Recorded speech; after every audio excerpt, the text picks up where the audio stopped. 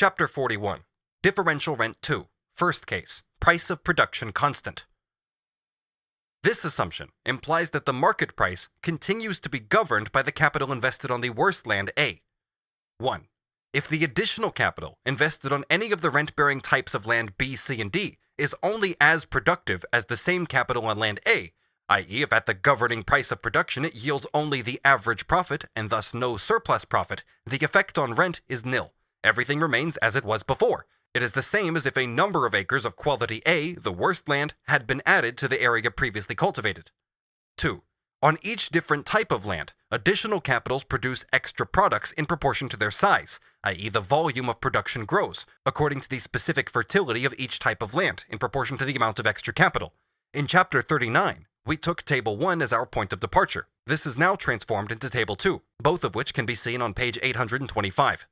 It is unnecessary here for the capital investment on all types of land to double, as in the table. The law is the same whenever extra capital is applied on one or more of the rent-bearing types of land, no matter in what proportions. All that it requires is simply that production on each type should increase in the same ratio as capital. Here, rent rises simply as a result of increased capital investment on the land, and in proportion to this increase of capital. This increase in the product and rent, as a result of and in proportion to increased capital investment, is just the same, as far as the amount of product and rent is concerned, as if the cultivated area of the rent-bearing lands of the same quality had increased, and these were cultivated with the same capital investment as the same types of land were previously. In the case of Table 2, for example, the result would remain the same if the additional capital of 2.5 pounds per acre were invested on a second acre each of B, C, and D. This assumption also supposes that there is not a more fruitful application of capital, but simply an application of more capital to the same area, with the same result as before. In this case, all proportionate ratios remain the same. However, if we consider not the proportionate differences, but the simple mathematical ones, the differential rent on the various types of land can alter. Let us assume, for example, that the extra capital has been invested solely on B and D. The difference between D and A is then 7/4, as against 3/4 before. The difference between B and A is 3/4 instead of 1/4. The difference between C and B is -1 instead of +1, etc. But this mathematical difference, which is decisive in the case of the first form of differential rent, insofar as it expresses the difference in productivity for the same capital investment, is here quite unimportant, since it is simply the result of different further investment or non-investment of capital, given the same difference for each equal portion of capital on the various lands. 3. The extra capitals bring forth an extra product, and thus form surplus profits, though at a declining rate, and not in proportion to their increase.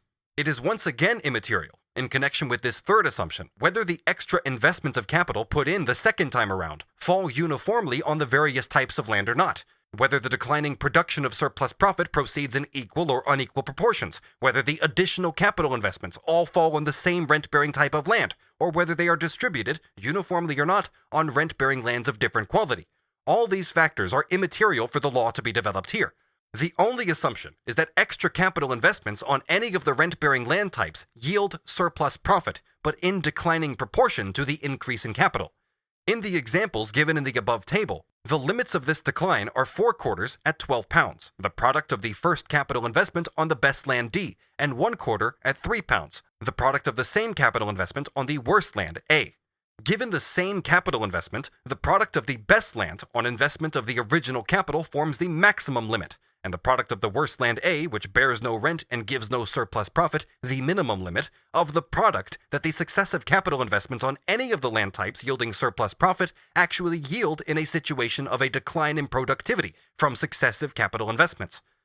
While assumption number 2 implies that new plots of land of the same quality as the better types are added to the cultivated area, that the quantity of one or more of the cultivated land types increases, assumption number 3 implies that additional plots of land are tilled whose degree of fertility varies between D and A, between that of the best land and that of the worst. If the successive capital investments take place exclusively on land D, they can encompass the existing differences between D and A, as well as those between D and C and between D and B. If they all take place on land C, they can encompass only the differences between C and A and C and B. If on B, then only the difference between B and A. But the law is that the rent on all these types of land grows absolutely, even if not in proportion to the additional capital invested. The rate of surplus profit declines in relation both to the extra capital and the total capital invested on the land, but the absolute amount of surplus profit increases, just as the falling rate of profit on capital in general is usually combined with an increasing absolute mass of profit. The average surplus profit for the capital investment on B, for example, is now 90% on the capital, while for the first capital investment it was 120%. The total surplus profit, however, increases from 1 quarter to 1.5 quarters, and from £3 to £4.5. The total rent taken by itself, and not in relation to the doubled sum of capital advance, has risen absolutely. The differences in the rents from the different types of land and their relationship to one another may change in this case, but this change in these differences is here the result of the wider spread of rents and not its cause. 4. The case in which the extra capital investments on the better types of land produce a greater product than the original requires no further analysis. It is immediately comprehensible how on this assumption the rents per acre rise, and in a higher ratio than the extra capital, whatever the type of land on which it is invested. In this case, the extra capital investment is combined with an improvement. This includes the case in which a small extra capital produces the same or a greater effect than the previous addition of a larger amount. This case is not quite identical with the former, and this is a distinction that is important for all capital investments. If, for instance, 100 gives a profit of 10 when applied in a particular form, and 200 a profit of 40, then the profit has risen from 10% to 20%. And in this respect, it is the same as if 50, applied in a more effective way, gave a profit of 10 instead of 5. We assume here that the profit is bound up with a proportionate increase in the product, but the difference is that in the one case, I have to double the capital, while in the other, I produce the doubled effect with the same capital as before. It is certainly not the same whether 1, I produce the same product as before with half as much living and objectified labor, 2, I produce double the previous product with the same labor, or 3, I produce 4 times the previous product with twice the labor. In the first case, labor is set free in either living or objectified form and can be applied elsewhere. More labor and capital is available. The release of capital and labor is in itself an increase in wealth. It has exactly the same effect as if this extra capital was obtained by accumulation, but it spares the task of accumulation. Let us assume that a capital of 100 has produced a product of 10 meters of cloth. Say that this capital contains as much constant capital as it does living labor and profit. The cost is 10 per meter. If I can then produce 20 meters with the same capital of 100, the cost falls to 5 per meter. If, on the other hand, I can produce 10 meters with a capital of 50, the cost is still 5 per meter, and a capital of 50 is also released, insofar as the former supply is still sufficient. If I have to invest a capital of 200 to produce 40 meters, the cost is similarly 5 per meter. In this case, there is no difference in the determination of value or price, any more than in the quantity produced in proportion to the capital advanced.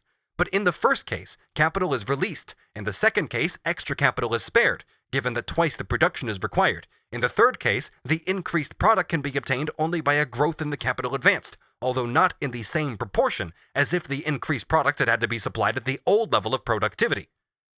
Considered from the standpoint of capitalist production, then, as far as a fall in the cost price is concerned, rather than an increase in surplus value and a saving in cost on the surplus value forming element, that is labor, does the capitalist the same service as a rise in surplus value itself, it similarly forms profit for him as long as the governing production price remains the same. It is always cheaper to employ constant capital rather than variable.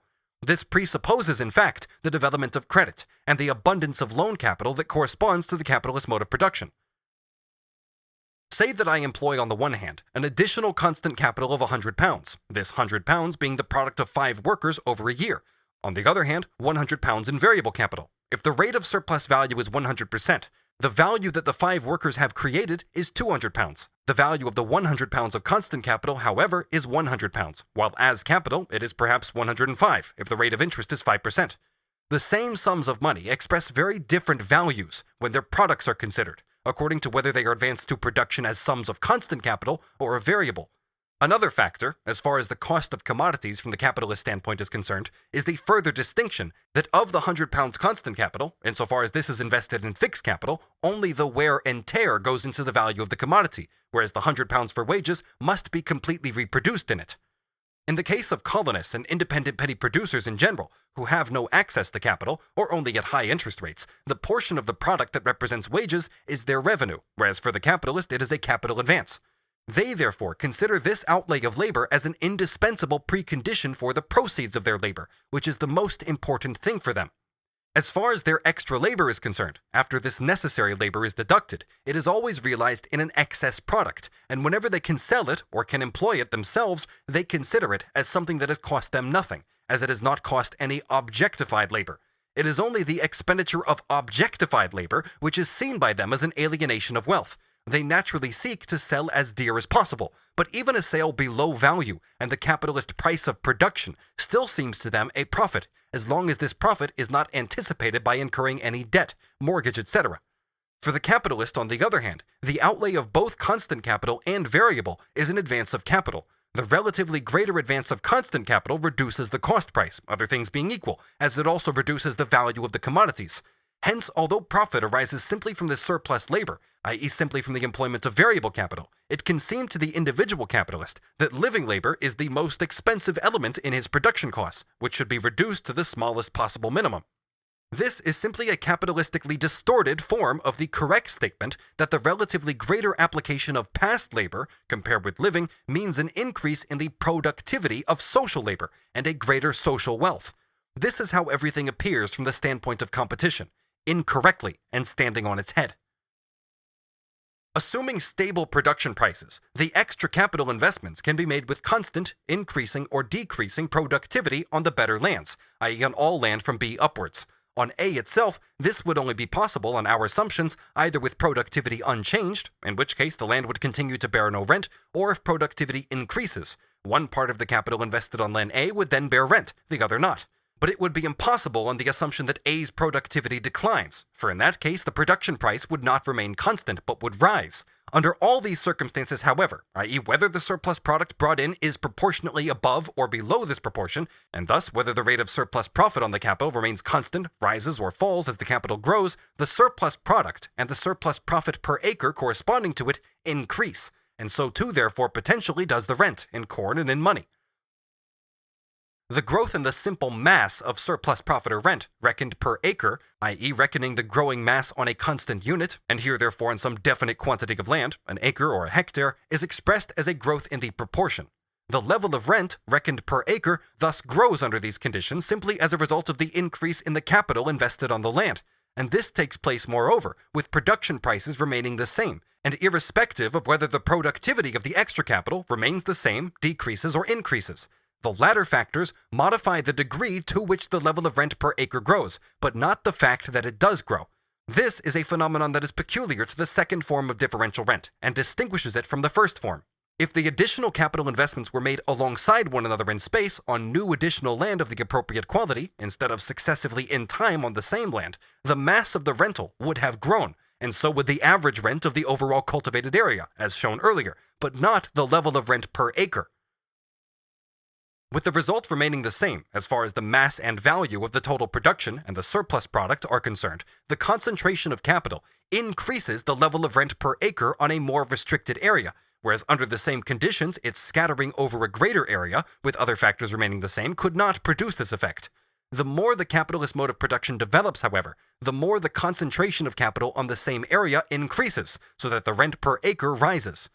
Hence, in two countries where production prices are the same, the differences between land types the same, and the same amount of capital is invested, but in one country more in the form of successive investments on a restricted area, and in the other more in the form of coordinated investments on a wider area, the rent per acre, and therefore the land price, would be higher in the first country and lower in the second, even though the total rental in both countries was the same. This difference in the levels of rent could thus be explained neither in terms of a difference in the natural fertility of the land types, nor in the amount of labor applied, but exclusively in terms of the different kind of capital investments. In speaking of a surplus product here, we mean the aliquot portion of the product in which the surplus profit is expressed. Generally, however, we take surplus product to mean the portion of the product in which the total surplus value is expressed, or in particular cases, the portion that represents the average profit. The specific meaning that this term obtains in the case of rent-bearing capital can give rise to misunderstandings, as we saw previously.